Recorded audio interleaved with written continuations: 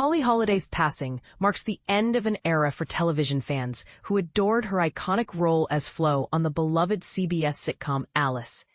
She died peacefully at her Manhattan home at the age of 88, a fact confirmed by her longtime agent and close friend Dennis Aspland to the New York Times.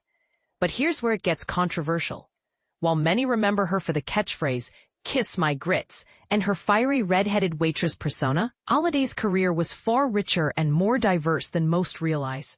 Though she was a supporting character on Alice, which centered around Linda Lavin's portrayal of a widowed waitress at Mel's Diner, Holliday's character Florence Jean Castleberry quickly became one of the show's most memorable and hilarious highlights. She appeared during the first 4 seasons, earning 3 Emmy nominations and winning the Golden Globe for Best Supporting Actress in a Television Series twice. Her popularity was so strong that CBS launched a spin-off, Flo, following her character's return to Texas to run a saloon. Despite the initial excitement, the spin-off lasted only 2 seasons, leaving some fans wondering if it truly captured the magic of the original.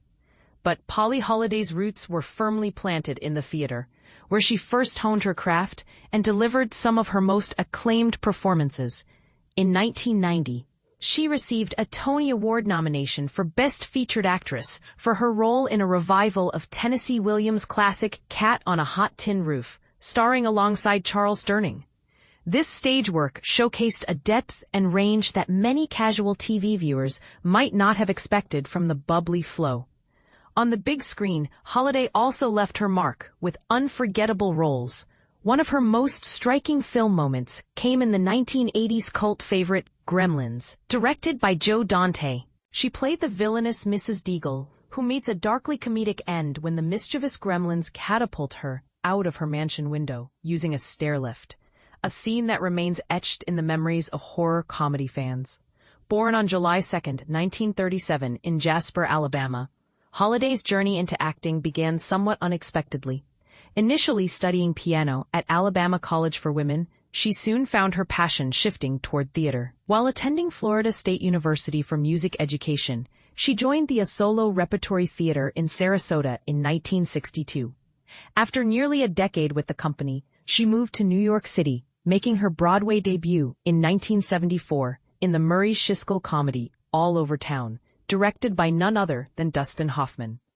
Interestingly, years later, Hoffman sought her advice while preparing for his role in Sidney Pollack's Tootsie, where he portrayed a struggling actor who reinvents himself as a tough yet charming Southern soap opera star named Dorothy Michaels. Holliday's extensive filmography includes notable appearances in All the President's Men, Mrs. Doubtfire, and The Parent Trap.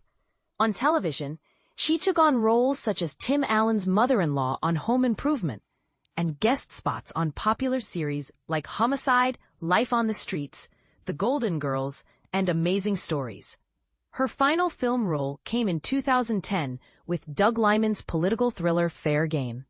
Despite a career spanning decades and touching multiple facets of entertainment, Polly Holliday left no immediate survivors. Her legacy, however, lives on through the unforgettable characters she brought to life and the indelible mark she made on stage and screen. What do you think? Did Polly Holliday's spin-off Flo deserve a longer run? Or was the original Alice magic simply unrepeatable? And how do you feel about actors being remembered mostly for one iconic role when their careers were so much broader? Share your thoughts below.